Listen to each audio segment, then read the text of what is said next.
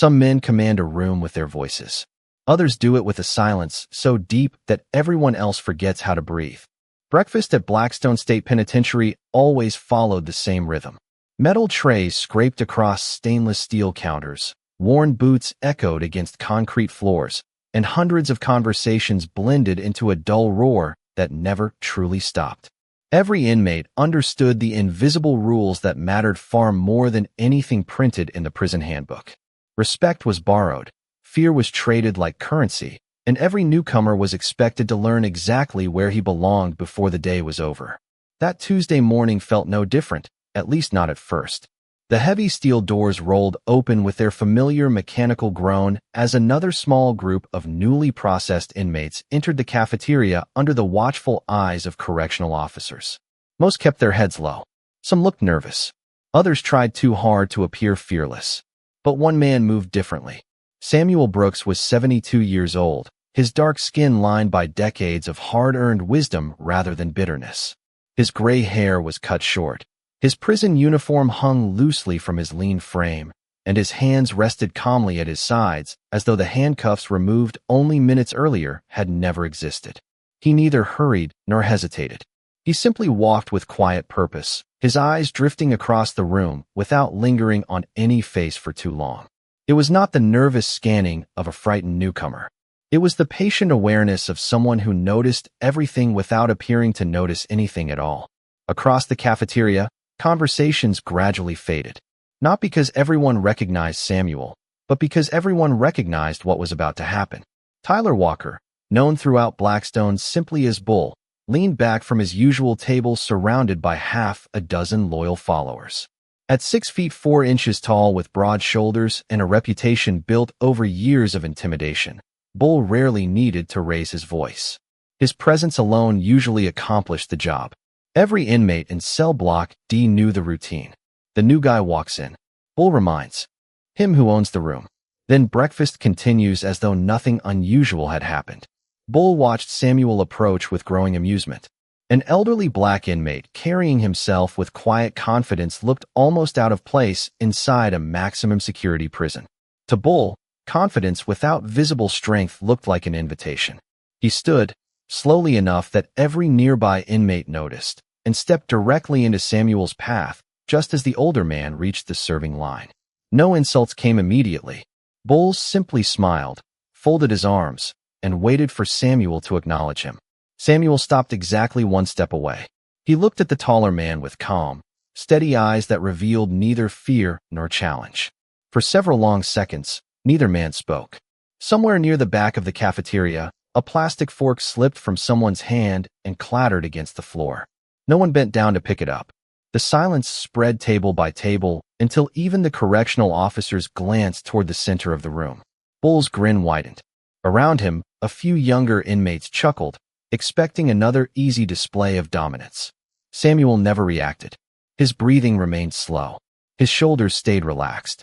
The faint morning sunlight filtering through the narrow security windows caught the old scars crossing the back of his weathered hands before disappearing again beneath the fluorescent lights. Almost no one noticed them. Almost no one wondered where they had come from. But at a table near the far wall, an older inmate quietly lowered his coffee cup, his expression changing in a way that suggested recognition rather than curiosity. He whispered something under his breath, too softly for anyone else to hear, and without realizing why, he suddenly hoped Bull would choose to walk away. The older inmate kept his eyes fixed on Samuel Brooks long after everyone else returned their attention to Bull. His name was Raymond Carter, and during 27 years behind bars he had learned to recognize the difference between confidence and composure. Confidence often disappeared the moment circumstances changed. Composure did not. Samuel stood as though the tension surrounding him belonged to someone else entirely. Bull finally broke the silence with a slow laugh that echoed through the cafeteria. "You must be new," he said, his voice carrying easily across the room. "Everybody who eats in my house follows my rules first." Several inmates nodded automatically, more from habit than loyalty. Samuel looked briefly toward the serving counter where trays continued to move down the line before calmly returning his attention to Bull. "Then I hope your rules leave enough room for breakfast," he answered in a steady voice that never rose above conversation level. The response was neither sarcastic nor challenging. It sounded almost sincere, and somehow that unsettled the room more than any insult could have. A few inmates exchanged puzzled glances. They expected fear, excuses, or empty bravado. Instead, they found simple politeness wrapped in complete self-control. Bull studied the older man for another moment. There was no trembling in Samuel's hands, no restless shifting of his feet, no desperate attempt to impress anyone watching. The calm itself became irritating. Around the cafeteria, the familiar sounds slowly returned, although they carried a nervous edge. Correctional officers continued supervising the meal, but even they sensed that something unusual had entered the daily routine. Officer Daniel Harris, a veteran with nearly 2 decades inside Blackstone, quietly observed from across the room. He had watched hundreds of first mornings unfold inside these walls, and they almost always followed predictable patterns. Yet something about Samuel reminded him of people he had met years earlier during specialized training seminars. Disciplined, patient, entirely comfortable under pressure. Harris could not explain why that impression lingered. Bull stepped aside just enough to allow Samuel to continue toward the serving line. Some inmates interpreted the movement as generosity. Others recognized it as calculation. Bull enjoyed making people wonder what came next. Samuel thanked the cafeteria worker as she handed him a tray containing scrambled eggs, toast, oatmeal, and a small carton of milk. His manners seemed strangely untouched by prison life. Even the employee behind the counter paused for a second after hearing the simple words, as though courtesy itself had become an unfamiliar language inside Blackstone. Carrying his tray with both hands, Samuel slowly searched for an empty seat. Every available table seemed occupied, although several spaces remained suspiciously unused. No one invited him over. No one needed to. The invisible rules were already making the decision for everyone. At the far corner of the cafeteria, Raymond Carter quietly pushed his own tray aside and looked directly at Samuel. Their eyes met for only an instant before Raymond gave the slightest nod toward the empty seat across from him. It was barely noticeable, yet Samuel understood the invitation immediately. As he walked across the room, Bull watched every step with narrowed eyes. The older inmate was not behaving like someone trying to survive his first day. He was behaving like someone who had already measured the entire room before taking his first bite. Bull did not know why that feeling bothered him, but for the first time in years, he found himself wondering whether first impressions could sometimes be dangerously incomplete. Raymond Carter waited until Samuel finished his first few bites before speaking. He kept his voice low, careful not to attract unnecessary attention. "Most men spend their first morning trying to disappear," he said. "You walked in like you had already been here." Samuel smiled faintly without looking up from his tray. "Every place has its own rhythm," he replied. "The only way to understand it is to watch before you speak." Raymond studied him carefully. Over nearly 3 decades inside Blackstone, he had watched thousands of inmates come and go. Some arrived angry. Others arrived terrified. Samuel seemed to belong to neither group. There was a quiet patience about him that did not fit the walls surrounding them. Across the cafeteria, Bull remained at his table, pretending to enjoy breakfast while never taking his eyes off the newcomer. His followers laughed loudly at stories that were barely amusing, each one glancing toward Samuel every few seconds to measure Bull's mood. The gang leader had built his reputation on certainty. Every situation followed his expectations because everyone feared becoming unpredictable. Samuel represented something Bull could not immediately explain, and uncertainty had always been the one thing he disliked most. Officer Daniel Harris continued making his rounds through the cafeteria, occasionally greeting inmates by name while observing the room with practiced awareness. As he passed near Samuel's table, he noticed the older man's posture again. Even while seated, Samuel kept his back naturally straight and his movements economical. Every reach for his coffee, every turn of his head, every calm glance across the room seemed deliberate without appearing forced. Harris found himself wondering where the old man had learned such remarkable discipline. Before entering corrections, Harris had served several years as a military police officer, and something about Samuel reminded him of instructors who believed composure was stronger than intimidation. Once breakfast ended, inmates began returning their trays one by one before lining up for morning assignments. Blackstone operated with relentless precision. Every hour belonged to someone else. Some inmates worked in the laundry. Others cleaned housing units, maintained the grounds, prepared meals, or repaired equipment throughout the sprawling prison complex. Samuel quietly accepted his assignment without complaint. He had been placed on the prison maintenance crew responsible for keeping several common areas clean and organized. It was considered ordinary work, rarely noticed unless something went wrong. As the line moved toward the exit, Bull casually stepped aside and allowed Samuel to pass without another word. That silence felt heavier than any threat. Raymond watched from several places back and slowly shook his head. He had seen Bull lose interest in people before, but never this quickly. That meant only one thing. Bull was planning something larger than a simple public embarrassment. Outside the cafeteria windows, the morning sun climbed above the high concrete walls topped with endless coils of razor wire. The light reached every corner of the prison yard except the shadows cast by the watchtowers. Samuel paused for the briefest moment as he stepped into the fresh air, taking one slow breath before continuing with the rest of the maintenance crew. He neither admired the sky nor stared at the fences.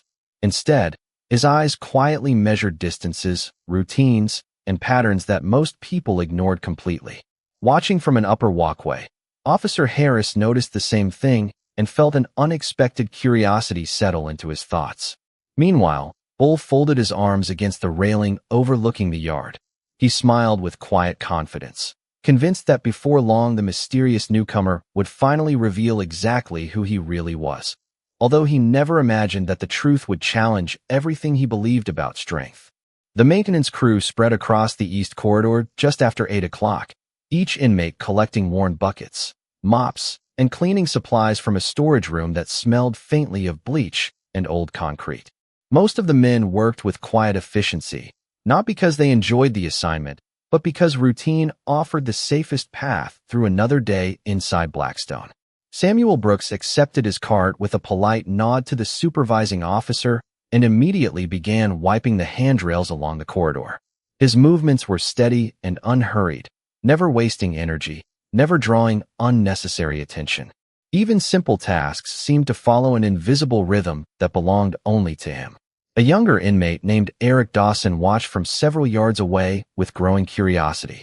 At 26 years old, Eric had arrived at Blackstone less than 6 months earlier and had quickly learned to avoid trouble whenever possible. He had also learned that surviving prison often depended on reading people correctly. Yet the older man remained impossible to read. Samuel never looked over his shoulder every few seconds like frightened newcomers. He never rushed to impress anyone. He never complained about the workload or the schedule. Instead, he treated every assignment with the same calm focus, as though cleaning a hallway deserved the same respect as any other responsibility. Eric finally walked closer, while pretending to organize a supply shelf. "You always stay this calm?" he asked quietly. Samuel smiled without stopping his work. "Calm is a habit," he answered. "If you wait until difficult moments to practice it, you are already too late."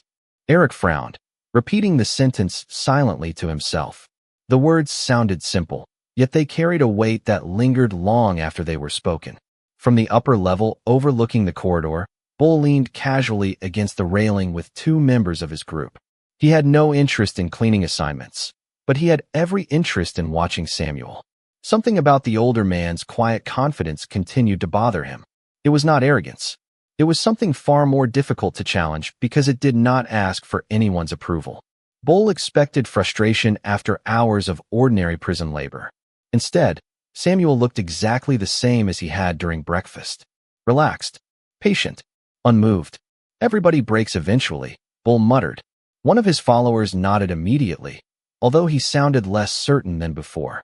"Maybe he just needs more time." Bull never answered. Officer Daniel Harris completed his routine inspection shortly before noon, checking each work area while making notes on a small clipboard. As he approached the east corridor, he noticed that Samuel had quietly repaired a loose maintenance cart wheel using nothing more than a small wrench and careful patience after receiving permission to use the tool. The cart rolled smoothly again, saving another inmate from pushing damaged equipment for the rest of the shift. Harris paused for a moment. "You have experience fixing things?" he asked. Samuel gently returned the wrench. "A lifetime teaches many useful skills if you pay attention," he replied. Harris studied him for another second before continuing his rounds. The answer revealed almost nothing, yet somehow suggested far more than it explained. By lunchtime, stories had already begun circulating through cell block D. Some inmates claimed the new arrival had once owned a successful business. Others insisted he had served in the military decades earlier.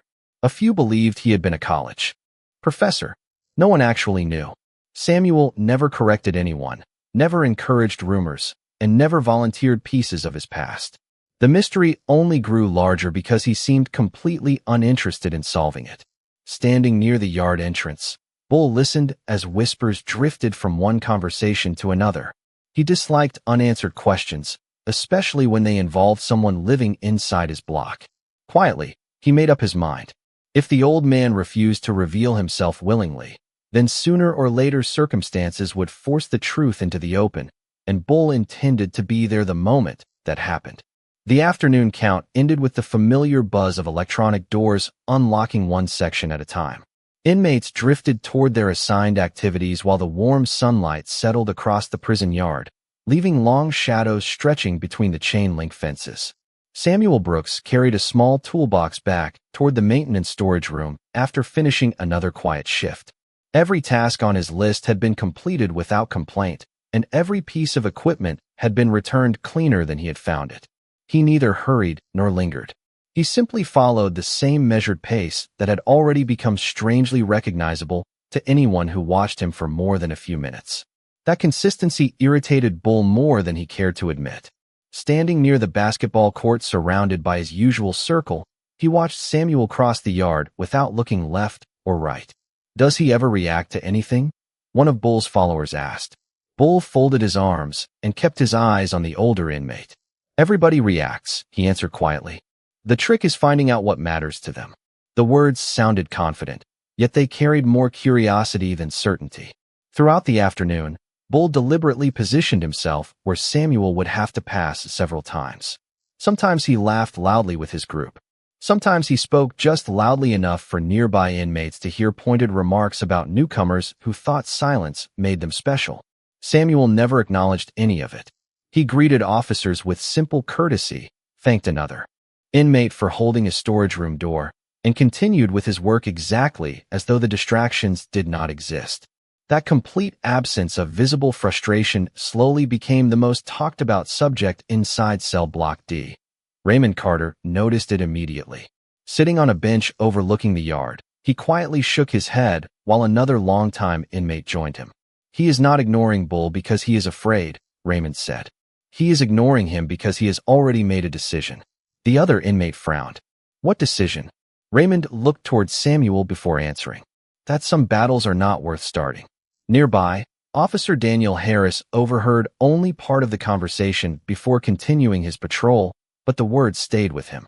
During his years in corrections, Harris had learned that the loudest inmates rarely controlled the room for long. The dangerous ones often spoke the least. Yet Samuel did not resemble dangerous men Harris had encountered before. There was kindness in the way he treated people, patience in every conversation, and genuine respect even toward those who offered him none in return.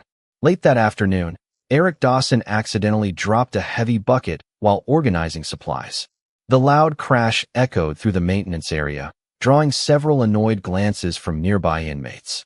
Before Eric could apologize, Samuel calmly bent down, picked up the scattered cleaning tools, and helped place everything back inside the bucket without saying a single critical word. "Thank you," Eric said quietly, embarrassed by the mistake. Samuel smiled warmly. "Everyone drops something eventually," he replied. "The important part is picking it back up." The simple sentence spread through the maintenance crew faster than anyone expected.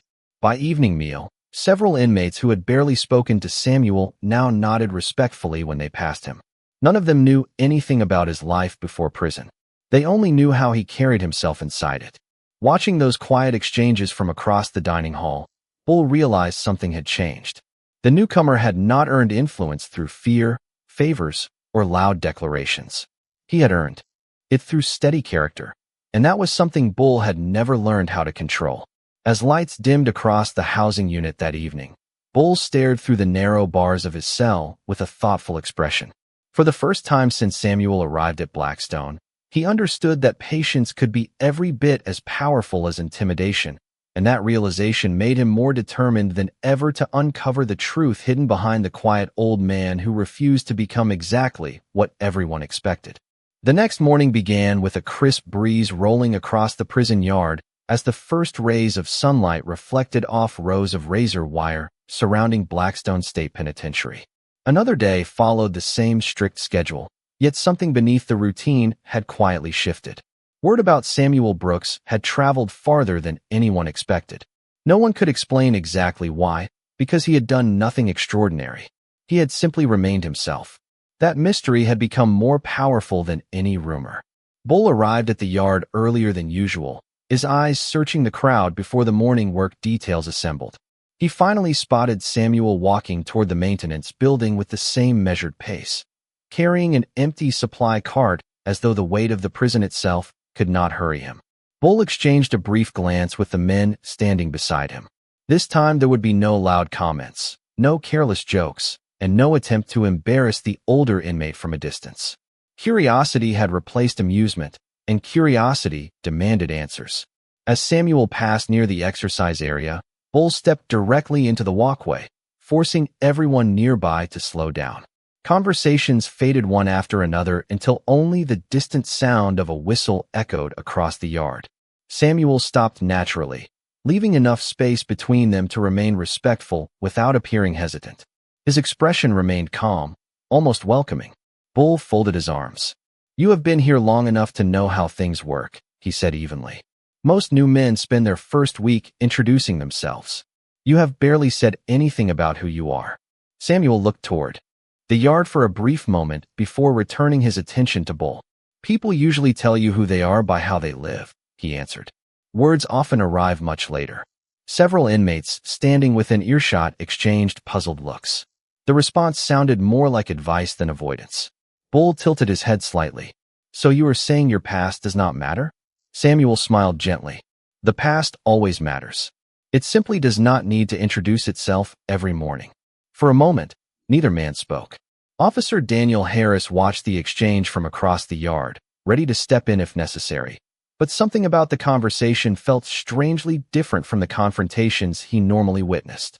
There was tension, certainly, yet it remained entirely beneath the surface. Bull took one slow step closer, lowering his voice enough that only a few nearby inmates could hear. "Everyone keeps wondering who you used to be." Samuel answered without hesitation. "I am more interested in who people choose to become today." The sentence lingered in the quiet morning air. Raymond Carter, standing near the maintenance crew, slowly closed his eyes for a second. He had heard many speeches inside prison walls over the years, but genuine wisdom rarely announced itself so simply. Bull studied Samuel's face, searching for signs of fear, pride, or hidden anger. He found none. Instead, he found patience so complete that it seemed almost impossible. That realization unsettled him far more than open defiance ever could. A correctional officer called the maintenance crew to begin the day's assignments, breaking the silence before either man spoke again. Samuel offered a small nod, walked around Bull without brushing against him, and continued toward the supply room exactly as though the conversation had been an ordinary exchange between two strangers. Bull remained standing in the middle of the walkway, watching the older man disappear into the building. Around him, the yard slowly returned to life, but something had changed inside his own thoughts. Every attempt to understand Samuel only seemed to deepen the mystery.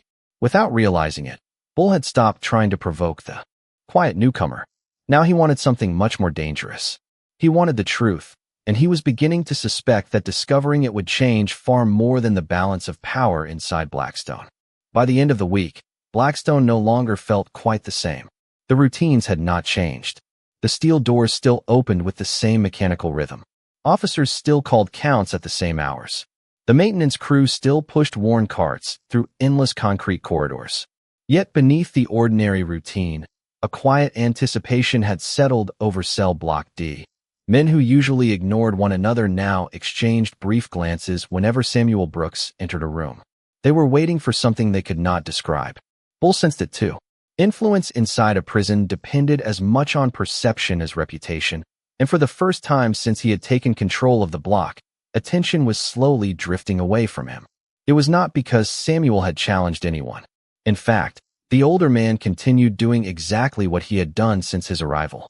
He worked carefully, spoke respectfully, and avoided unnecessary conflict. Ironically, that restraint made him more interesting than any loud display of confidence ever could. During the afternoon recreation period, inmates gathered throughout the yard under the watch of correctional officers positioned along the perimeter. Some played basketball. Others lifted weights or walked slow circles around the track. Samuel chose a quiet bench beneath the narrow strip of shade cast by the administration building. Resting his hands lightly on his knees, he simply watched the breeze move through the few trees visible beyond the outer fence. Eric Dawson eventually walked over carrying 2 paper cups of coffee from the recreation station. He offered one to Samuel with a grateful smile. "I figured you might like this," he said. Samuel accepted the cup with genuine appreciation. "Thank you, Eric." They sat together for several minutes without speaking. Finally, Eric asked the question that many others had been quietly asking themselves. "How do you stay so calm when everybody keeps watching you?" Samuel looked across the yard. Before answering, "When you spend your life worrying about other people's opinions, they begin deciding who you become. Peace begins when that responsibility returns to you." Eric nodded slowly. The answer felt simple, yet somehow impossible to forget.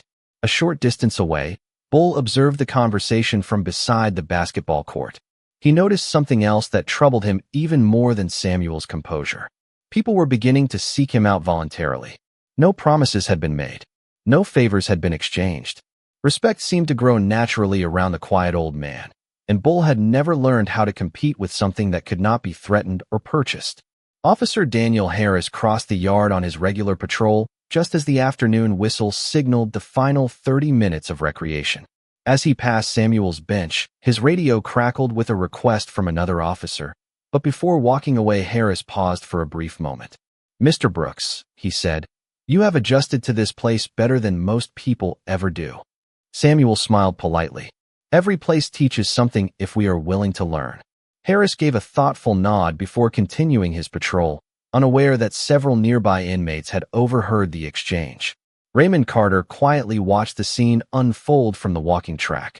He had witnessed enough years inside Blackstone to recognize turning points before anyone else noticed them. This was not the beginning of a fight. It was something much larger. The balance of respect inside the block was beginning to shift without a single raised voice. As the evening count approached, Bull stood alone near the entrance to the housing unit, his thoughts far removed from the confidence he usually carried. He had spent days trying to uncover Samuel's weakness and had found only patience. He had searched for fear and discovered quiet conviction. He had expected an ordinary old man and instead encountered someone whose greatest strength remained completely hidden. Deep inside, Bull reached a decision. If answers would not come through conversation, then he would create a situation where masks could no longer remain in place, even if doing so revealed far more than he intended to uncover. The opportunity arrived the following afternoon with surprising, ordinary simplicity. The maintenance crew had been assigned to reorganize an old storage room connected to the vocational workshop, a place filled with dusty shelves, worn tools, and forgotten equipment collected over decades. Most inmates considered it one of the least desirable assignments in Blackstone because the work was slow and repetitive. Samuel Brooks accepted the task with the same quiet gratitude he showed toward every responsibility. While the others sorted boxes and swept the concrete floor, he carefully examined each damaged item before placing it into neat piles for repair or disposal. Even the smallest details seemed to deserve his full attention. Eric Dawson watched in amazement as Samuel restored a warped wooden chair by tightening loose joints and adjusting its balance with nothing more than basic hand tools. "You make that look easy," Eric said. Samuel smiled gently. "Most problems become smaller when we stop rushing to solve them." The simple answer lingered in Eric's mind as he carried the repaired chair back to its place. Just outside the workshop, Bull leaned against the doorway pretending to inspect the afternoon activities. In reality, he had come for only one reason. He wanted to observe Samuel without interruption. Day after day, every attempt to understand the older man had produced more questions than answers. There was no boastfulness, no hidden temper, and no visible effort to impress anyone. Yet every quiet action seemed to strengthen the respect growing around him. That kind of influence made Bull deeply uncomfortable because he had never learned how to measure it.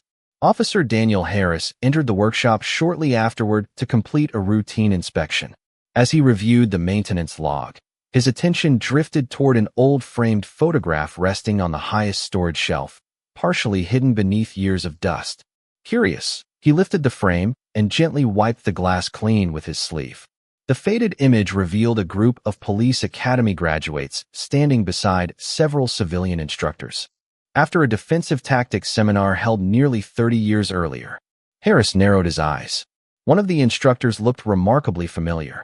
Younger, with dark hair instead of gray, but unmistakably the same calm expression. He looked from the photograph to Samuel and then back again. "Mr. Brooks," Harris said quietly, "were you involved with law enforcement training?"